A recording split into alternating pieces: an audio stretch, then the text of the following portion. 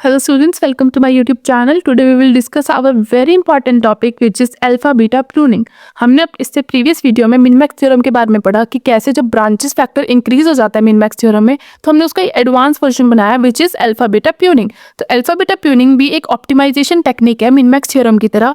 इसके अंदर क्या होता है, गेम प्लेइंग करते हो, डिसीजन मेकिंग करते हैं ताकि जो बहुत सारे प्लेयर जब एक से ज़्यादा दो से ज़्यादा प्लेयर्स एक दूसरे के साथ कम्पीट कर रहे होते हैं तब हम अल्फा बीटा प्रूनिंग को यूज़ करते हैं.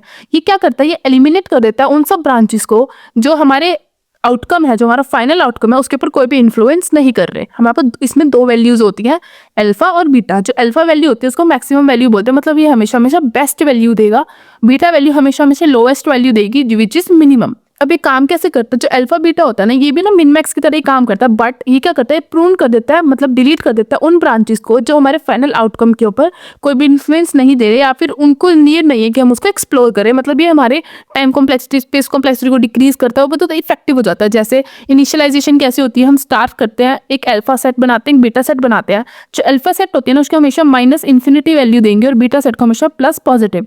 सेकंड स्टेप होता है हमारे पास मैक्स नोड. मैक्स नोड में क्या होगा, हम हमेशा उसकी चाइल्ड नोड्स को इवैल्यूएट करेंगे, फिर हम अपडेट करेंगे अल्फा वैल्यू को कि क्या मैक्सिमम है चाइल्ड नोड में और अल्फा वैल्यू में. अगर अल्फा बीटा से ज्यादा है या उसके इक्वल है तब हम प्रून कर देंगे बाकी सारे रिमेनिंग चिल्ड्रंस को. सेम फॉर हम मिनिमम नोड के लिए भी देखेंगे, जैसे सेम हम मिनिमम नोड के लिए भी देखेंगे. इसके अंदर भी हम सारी चाइल्ड नोड्स को देखेंगे जैसे भी हम मिनमैक्स में करते थे. उसके बाद हम अपडेट करेंगे बीटा की वैल्यू.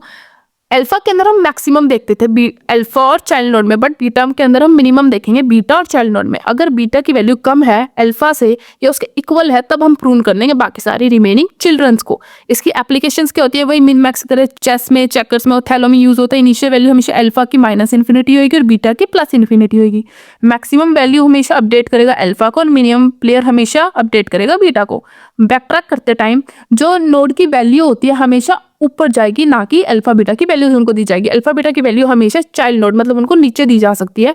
जैसे हमारे पास ये अल्फा है और ये बीटा है, तो अल्फा बीटा की वैल्यू 3 और -4 है, तो हमेशा ये अल्फा बीटा की वैल्यू नीचे वाली चाइल्ड नोड को दी जाएंगी हमेशा, ना कि ऊपर. हमेशा कभी भी वो अपने ऊपर लेवल वाले बंदे को नहीं दे सकती वैल्यूज, हमेशा वो अपने नीचे वाले वैल्यू को ही देंगी, मतलब अपने चाइल्ड नोड को दे सकती हैं वो. अब इनकी ऑर्डरिंग होती है, दो टाइप के हम इसमें ऑर्डरिंग पढ़ते हैं.